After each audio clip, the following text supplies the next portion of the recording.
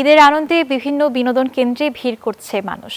আরো জানাতে যুক্ত হচ্ছেন আমাদের সহকর্মীরা। শুরুতেই যাব চিড়িয়াখানায় রয়েছেন আমাদের সহকর্মী রাশেদ রায়হান। রাশেদ, চিড়িয়াখানায় লোক সমাগম কেমন দেখতে পাচ্ছেন, সেই সাথে উৎসবের আমেজ কেমন বিরাজ করছে সব জায়গায়, বিস্তারিত। একেবারেই লোকে পরিপূর্ণ মিরপুরে যে জাতীয় চিড়িয়াখানা রয়েছে সেখানে পরিবার পরিজন নিয়ে সবাই আসলে এখানে এসেছেন। ঈদের এই দিনটাতে কিন্তু সবারই একটু ইচ্ছা থাকে ঘোরাঘুরি করার, এবং পরিবারের কনিষ্ঠ সদস্য শিশু কিশোর যারা রয়েছে তাদের ইচ্ছাটা কিন্তু আরও বেশি থাকে, এবং সেই ইচ্ছে পূরণ করতেই পরিবার পরিজন নিয়ে সবাই কিন্তু চলে এসেছেন রাজধানীর মিরপুরের এই জাতীয় চিড়িয়াখানা। এবং জানেন যে এখানে আসলে পশু পাখির এক ধরনের মিলন মেলা, এবং সেই বাঘ, ভাল্লুক, জিরাফ, হরিণ শাবকরা এবং বানররা তাদের যে চপলতা, তারা যেন অপেক্ষা করছিল কখন আসলে মানুষ আসবে, তাদের সাথে একটু মেতে উঠবে, খেলবে। সেই দৃশ্যই কিন্তু আমরা দেখতে পাচ্ছি। এবং সচরাচর এতটা ভিড় কিন্তু থাকে না, এবং ঈদকে কেন্দ্র করে পুরো সপ্তাহ জুড়েই কিন্তু ঈদের পরের সপ্তাহটিতে এই চিড়িয়াখানা সকাল 9টা থেকে সন্ধ্যা 6টা পর্যন্ত খোলা থাকবে। এবং প্রথম দিন যেহেতু আজ ঈদের দিনটিতে ঘিরে একেবারে ব্যাপক ভিড় রয়েছে। এছাড়া নিরাপত্তা যে গেট রয়েছে যেখান থেকে প্রবেশ পাশ নিয়ে ভিতরে ঢুকতে হয়, সেখানে কিন্তু আমরা দেখেছি প্রতিটি জায়গাতেই কিন্তু একেবারে মানুষের লোকারণ্য। কিছুটা যানজট পেরিয়ে একটু কষ্ট করে মানুষকে এখানে আসতে হচ্ছে। একটু এই চাপ সামলেই সবাই এসে কিন্তু সবার মধ্যে উচ্ছ্বাস আমরা দেখতে পেয়েছি, এবং বিশেষ করে শিশু কিশোরদের কিন্তু উচ্ছ্বাসের একেবারে কমতি নেই। তারা বিশেষ করে আসছেন, ছবি তুলছেন, নতুন নতুন যে পশু পাখিগুলো রয়েছে তাদের সাথে পরিচিত হচ্ছেন। আড়মোড়া ভেঙে বাঘও কিন্তু একটু সোজা হয়ে উঠে দাঁড়িয়েছে, এবং যে বানরগুলো আছে তাদের চপলতা কিন্তু একেবারে চোখে পড়ার মতো। এবং এই জিনিসগুলোই কিন্তু শিশুরা পরিবার পরিজন নিয়ে কিন্তু উপভোগ করছেন। এবং বিশাল এই জনস্রোত সামলাতে চিড়িয়াখানা কর্তৃপক্ষ তারা এখানে যে পরিবেশ সেটি উন্নত করার জন্য আইনশৃঙ্খলা রক্ষাকারী বাহিনী যারা সদস্য রয়েছে তারা কিন্তু আসলে সক্রিয়ভাবে কাজ করছে, এবং পর্যাপ্ত নিরাপত্তা ব্যবস্থা রয়েছে। টিকিটের যে বুথ সেটিও কিন্তু বাড়ানো হয়েছে। এই আসলে ছিল ঈদের যে চিত্র চিড়িয়াখানা থেকে সেটি।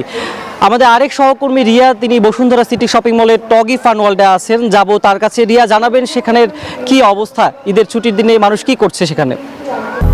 200-র বেশি সার্ভিস ও ফিচারে লেনদেনের সব বিকাশ অ্যাপে সম্ভব। ধন্যবাদ রাশেদ, আপনাকে ঈদের শুভেচ্ছা। ঈদের এই প্রথম দিনে কিন্তু টগি ফান ওয়ার্ল্ডে শিশুদের আনাগোনা বেশ চোখে পড়ার মতো। যেহেতু রাজধানী ঢাকাতে আসলে বিনোদন কেন্দ্র খুব একটা নেই বললেই চলে, তাই কিন্তু অভিভাবকেরা তাদের শিশু সন্তানদেরকে নিয়ে চলে আসেন টগি ফান ওয়ার্ল্ডে। যদি আজকে টগি ফান ওয়ার্ল্ড আপনাদেরকে আমরা একটু ঘুরে দেখাই, আসলে শিশুদের শারীরিক এবং মানসিক বিকাশের কথা বিবেচনা করে, এবং যেহেতু বিনোদন কেন্দ্রের বেশ কিছুটা সংকটের রাজধানী ঢাকাতে রয়েছে বললেই চলে, সেই দিক বিবেচনা করেই কিন্তু টগি ফান ওয়ার্ল্ডের এই আয়োজন। টগি ফান ওয়ার্ল্ডের এই বিনোদন কেন্দ্রে কিন্তু শুধুমাত্র শিশু নয়, শিশুর পাশাপাশি প্রায় মধ্যবয়সী মানুষ এবং বিভিন্ন বয়সী মানুষদের জন্য কিন্তু এখানে বিনোদনের ব্যবস্থা রয়েছে। যেহেতু আমরা এই মুহূর্তে আছি নবম তলায় কিন্তু দেখতে পাবেন যে প্রায় সব ধরনের গেম এবং রাইড রাখা আছে।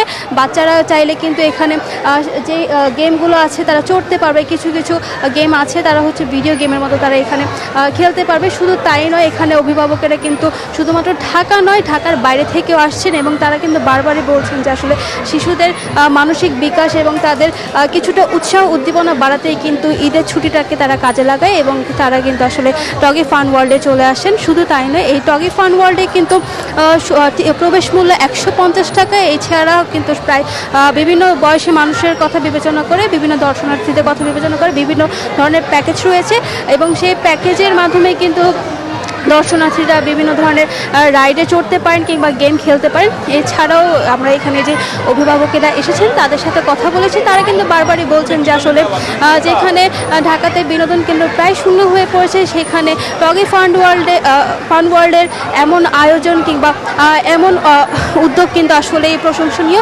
এতে করে আসলে প্রায় সব বয়সী মানুষই কিন্তু তারা আসেন এবং ভালো একটা সময় কাটাতে পারেন। শুধু তাই নয়, এই ঈদকে কেন্দ্র করে কিন্তু অনেকে আসলে অপেক্ষায় থাকেন, এবং ঈদের সময়কে কাজে লাগিয়ে তারা চলে আসছেন টগি ফান ওয়ার্ল্ডে। এর পাশাপাশি টগি ফান ওয়ার্ল্ডের কিন্তু বলা যায় যে এই উদ্যোগের কারণে কিন্তু দেখা যায় যে আসলে বাচ্চাদের পাশাপাশি বড় যারা আছে তারাও আসেন। তো সব কিছু মিলে বলা যায় যে টগি ফান ওয়ার্ল্ডের এমন আয়োজন কিংবা এই বিনোদন কেন্দ্র কিন্তু নগরবাসীর কাছে বেশ পছন্দের এবং আকর্ষণীয় হয়ে উঠেছে। আজ ঈদের দিন হওয়ায় কিন্তু দুপুর 2টা থেকে টগি ফান ওয়ার্ল্ড খুলেছে এবং রাত 10টা পর্যন্ত খোলা থাকবে। আগামীকাল থেকে দুপুর 12টা থেকে রাত 10টা পর্যন্ত খোলা থাকবে টগি ফান ওয়ার্ল্ড। তো এই ছিল এখান থেকে আমার কাছে সর্বশেষ তথ্য। এখন ফিরে যাবে স্টুডিওতে মেঘলা। রিয়া, আপনাকে অসংখ্য ধন্যবাদ। দর্শক, এই মুহূর্তে আমাদের সঙ্গে যুক্ত হবেন আরেকজন সহকর্মী রাজু মাহমুদ, তিনি রয়েছেন হাতিরঝিলে। রাজু, আপনাকে ঈদের শুভেচ্ছা।